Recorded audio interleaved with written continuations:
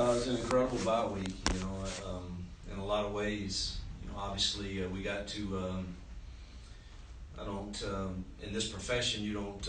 You don't, so to speak, bask in any victories very long because you realize that you're facing, another opponent right in the face, and in this world of college football today, every game is a life of its own, and you've got your hands full and a heartbeat if you're not careful. And so, coming off the BYU game being such a special game to our university and our program and to so many people, it was really nice having a bye week to kind of enjoy it truthfully, and so that was really nice. And then you had the week of enjoying that and resting up and hopefully getting our legs back under us and some healing for some guys that need it. We only practiced one time. We did some walkthroughs, but really tried to take it easy on them. And then, you fast forward to the end of the week and you find out Malik Willis is going to start his first NFL game, so that added even more excitement to it. And he's 1-0 as a starter. That's will never be that record will never be broken. He'll always hold that record, tied with a bunch of others, but he'll always hold it. And then I got to play a little Ryder Cup match this weekend with our club out at Boonesboro, and that was a lot of fun. We won that, so that was good. And then you find out you're ranked in the top 25 for the second time in school history, our other time being in 2020. So it was a really, really good week in a lot of ways, and we also got some recruiting in. So good week, open week, and we got to have a little head start on Arkansas. The Hogs are, going to be a handful for us. They are, when you're playing an SEC roster with a group of 5 school, it's just tough. It's hard. You can't hardly make any mistakes if you want to even have a chance to be in it. And very impressed with. They needed an off week a couple weeks ago, and it benefited them greatly. They got some guys back on defense this past week against Auburn, and they started looking more like themselves. I have great respect for Sam Pittman.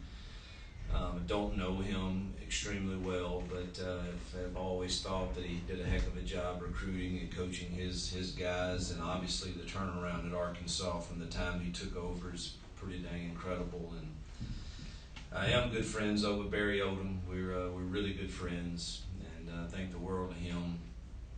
And he's one of the best coordinators in the game. And then respect I have for the Browse family and their offensive mind is Kendall's doing a great job there. And just look at their stats and what they've been ranked in the SEC in both rushing and in total yards. They're very balanced, very tough to defend, scoring points on most everyone. And it's going to be a tall task, and it's exciting. I wish we were coming into this ranked 23rd in the country and feeling like I don't know who's the worst team in the 131 college football teams, but I'd like to be playing them this week and not the Hogs. But it'll be a fun trip. I've got a lot of friends in Arkansas from my time there. I've gotten a lot of text about people that'll be at the game and come by the hotel, and I'll get to visit some with them. But ultimately, it's our job to get our kids ready to try to compete in a game that we'll be excited to play. Our kids, they'll be ready. Do we have enough firepower to hang with these guys? We'll see, but it'll be fun trying. Any memories of coaching in Fayetteville against them? Anything that stands out to you when you think back to them? I've never had success in Fayetteville. Now, I'll say this, the 2 times I've been there, it was the worst weather I think I've ever coached in, both times, and it was awful. And my daughters to this day, still, they think Fayetteville, back then, they thought we were going to Alaska, the way our trips were in late November there when I was at Ole Miss. So I haven't experienced success in Little Rock, but not in Fayetteville. And hopefully, I hadn't looked at the weather. I'm scared to, but I hope it's not like it was the last 2 times I was there. It's supposed to rain. Well, as long as it's not freezing rain like it was the 2 times I was there, it was freezing rain.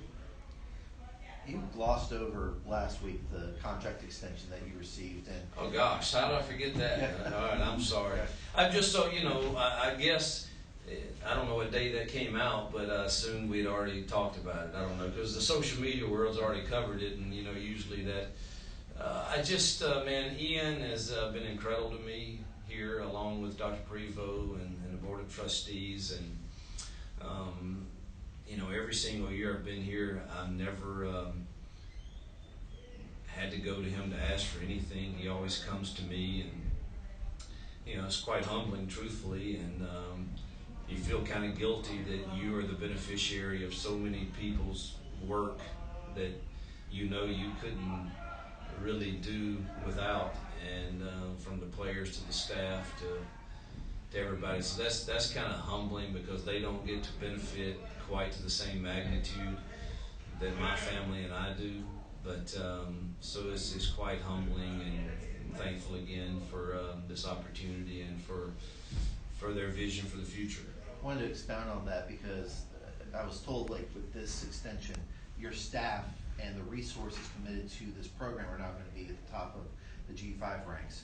And you've said all along you envisioned this program being a top G5 program. With the university now solidifying its commitment to that, is there no reason this program can't be a top G5 team with the fact that you, your staff, and the resources being committed to it reflect that? Well, I made no bones about it since I came here. I thought our goal should be one of the top G5 programs in the country, and we're 3-0 in bowl games. We've been in the top 25 our share of times, had a 10-win season, and headed to our 4th straight bowl, and we're sitting in the top 25 now. I guess it would be arguably, you could say that we're close to being there, and certainly with the resources that the administration is willing to provide, to our staff and our players and our facilities and everything. I'm not going to backtrack on that. I think that's a reasonable goal. Got a couple online from Bob Holt, Arkansas Democrat Gazette. Go ahead, Bob. Thanks. Hey, Hugh, good to see you. Bob, always good, man. It's been a long time. Yeah. Hey, you guys are ranked. They went over BYU. You mentioned all the other good things happening. Just how much momentum are you guys coming in here with? And just how good do you think everybody's feeling about what's going on right now? Well, everybody on the mountain is feeling great. I hadn't gone anywhere this past week, but everybody's just so excited about what they're witnessing in this football program in such a short period of time of us transitioning into FBS. But so we are also, Bob, coming off our most well-played football game. Truthfully, we haven't been very consistent all year, particularly offensively. Defensively, we have, and obviously some of it has to do with our injuries to our QB1 and QB2. But last week, I thought we played a really, really solid football game on all 3 phases. So we're going to need that to build some confidence in us to go and be able to compete with the likes of Arkansas. But I do think that we certainly have a lot of momentum right now. And then how well is it? How is it that you know Barry so well? And I'll get off. That's another test. Thanks. So he was really good friends with Matt Luke, who was my O-line coach at Ole Miss and a dear friend. And then he was the DC at Memphis, and we played him both years. And I said, man, I like this guy. I like the way his kids play. And Matt introduced him to me after one of the games, and we just started developing a relationship there. And then he went obviously to Missouri, and I think it's fair to say he would bounce things off of me from time to time. And just always, I like what he thinks about coaching. I like his philosophy, his core values, and just think a lot of him. Go back in the room now, Eric. Hey, Coach, in your experience of having a ranked program, how have you been able to use that as a motivating force for the team as opposed to sort of a complacency crutch, as I would consider? Yeah, I don't. I really don't use the rankings too much in the season. I get it. I've lived this life. You know, at Ole Miss we were ranked a lot. Here, not so much. But when you do, it's pretty special. And so you celebrate that, but you also better be real and know that, man, you know, Arkansas is going to be favored this week, and they should be. They've got better players and probably better coaches.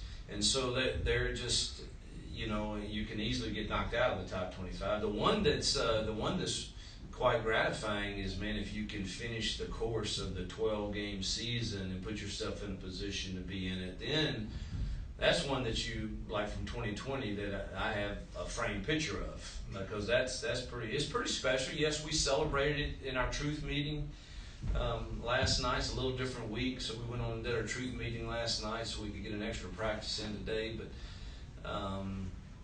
you know, it's pretty special, but it can be very fleeting also at this moment. Go back online. Tom Murphy, I think, also from the Arkansas Democrat Gazette. Correct me if I'm wrong. No, that's it. Thanks. Hey, Hugh. Hey, Tom, you too, man. Hey, the cross scouting on the BYU game. You know, you got to see Arkansas's defense a little 2 weeks ago too. So, how can that play into this thing that you guys both handle BYU? Well, I wish that Barry was a little more like he was at Memphis, and he was in one front. Now he's in all kind of fronts, and I'm not sure exactly how he's going to play us. He's played some teams a bit differently, and so we've got to prepare for all of them. But no question, you know, getting to watch some of that stuff for an extra week, I feel like, you know, I don't know that we can block them or have the right calls or anything, but I do feel like I have a understanding of what he's trying to do when he's getting in his odd fronts or his load fronts or his even fronts. But there's a lot of moving parts with it, and we'll have to get in the game and figure out how he's going to play us. But I mean, it certainly didn't hurt that we got to watch that much of them.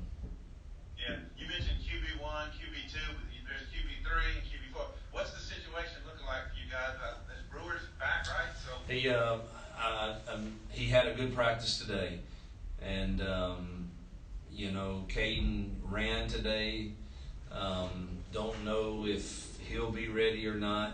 I would expect Brewer to do like he did in BYU and try to go, but I think the off week really helped him. He threw it a lot better today than he did 2 weeks ago when he was trying to practice. So I would anticipate right now both JB and Brewer being ready. Not sure about Caden. But Bennett has been so good. I mean, are you reluctant to go off in another direction? It's well, he's been very inconsistent, and then he just won the biggest game in school history and looked really good doing it. So I've got these two things battling in my mind of, man, if you watched all of our games up until BYU, you would say, man, they're really inconsistent. And then you watch the BYU game, you're like, dang, he's really accurate and good. So, you know, I'm glad we have him. And, you know, both will probably see time. I would anticipate JB getting the start. But again, it's just Monday, and I would anticipate that and kind of see how it goes. And but Charlie looked pretty good today too. Okay. My last question: when you look at the components of the Arkansas offense, very veteran O-line, stopping KJ has been difficult for some folks, and then Rocket Sanders is having a big year. Just maybe what you think of putting all those components together. Yeah, I mean, you look at them; they're second in the SEC in yards per game, I believe, 6th in the country in rushing, 13th in the country in yards per game, and obviously averaging around 35 a game. KJ, I know him well from Sardis, Mississippi, and he's just, you know, he's as much involved in the run game as he is the pass game, which is a challenge. And then number 5, that running back's he's an SEC dude. I think he's at the top of the SEC in rushing. Tight end 7 is a good player, and those wide receivers are. And then you get to the O-line. It's the best we faced probably in the 4 years I've been here. I would say they're very seasoned, very physical. So we're going to be a tall challenge. Thanks, Hugh. Appreciate you reminding us about that bad weather back those few years Oh ago. my God, that was awful. Thanks. Go go back in the room here to John, and then we'll get to Scotty online after that.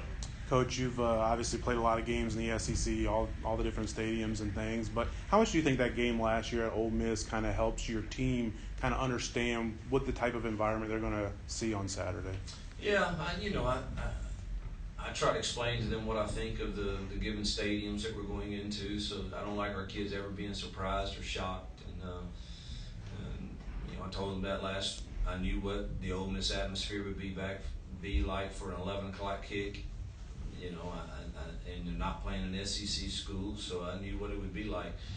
I have a good feel what I think the Arkansas will be like also, and we'll have to handle it. And I showed them how you do Woo Pig Suey and Arkansas Razorback. You gotta get into it. I mean, you're gonna hear it a lot, so you gotta get into it and know what you're talking about. So I want to be familiar with the whole deal and enjoy the atmosphere. And we played Ole Miss really, really good and had a chance to make it a one-score game there without a penalty and a drop. And, but this is a different task.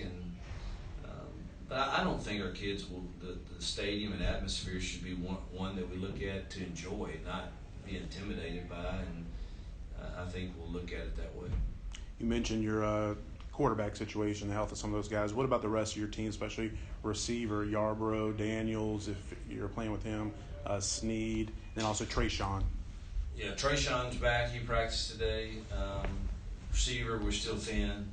Don't know exactly how everybody will come along this week getting ready. So we'll have to we'll piece it together like we have. We've really been beat up at that spot this year. So hope Caleb can go. Hope Yarborough can go. That would really help us add some quality depth to that spot.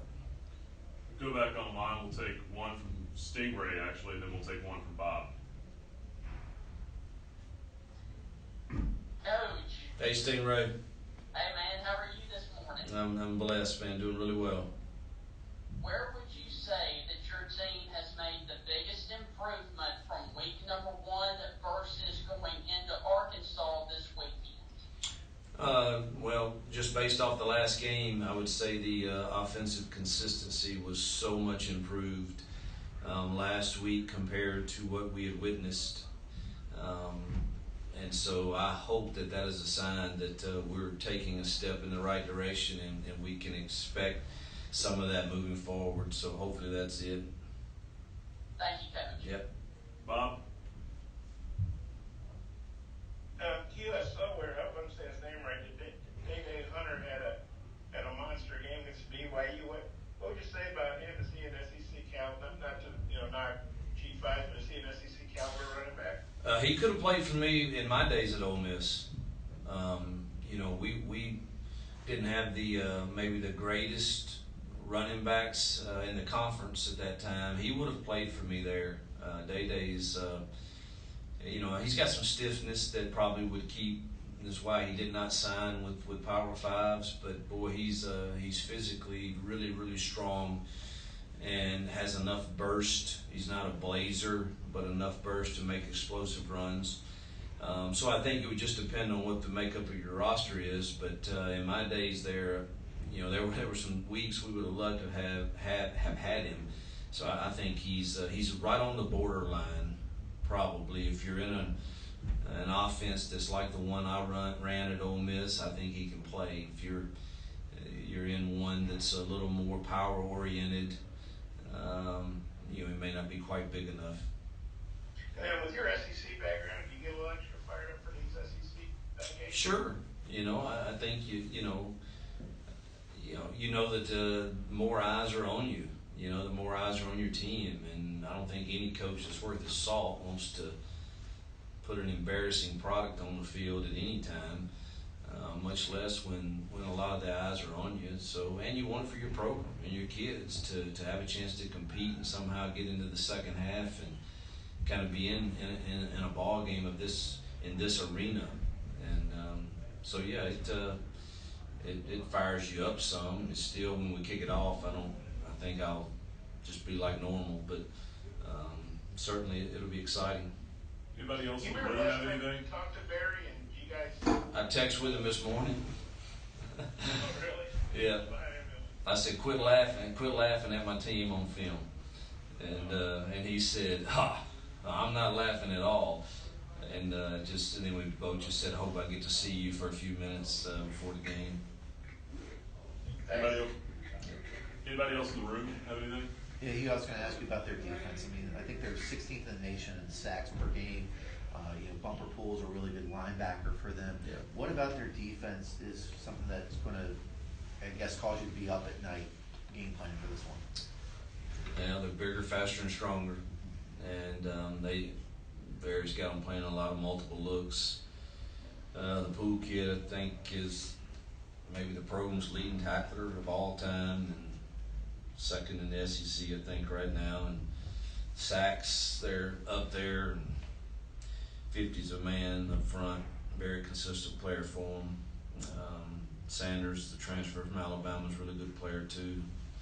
And they just got healthy, in their secondary, more healthy. And so you got, Barry calling it with really good players. And they also have, Dominique Bowman, who was one of my players that I coached. And, and I think I'm somewhat of a mentor to him. And so I got to change probably some verbiage too, because he played for me, and we've talked ball a lot. So it's one of those type games.